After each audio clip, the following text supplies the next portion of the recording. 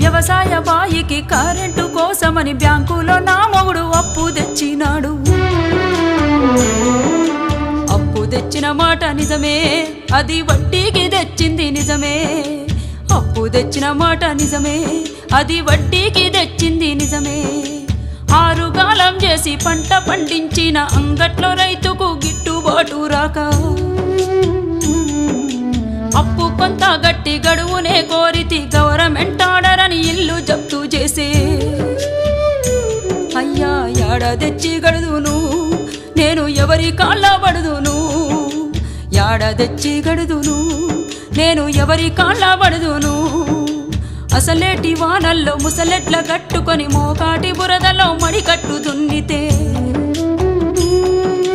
గరిసెలెవరివి నిండెరో Ganganna కడుపులెవరివి గాలెరో, గరిసెలెవరివి నిండెరో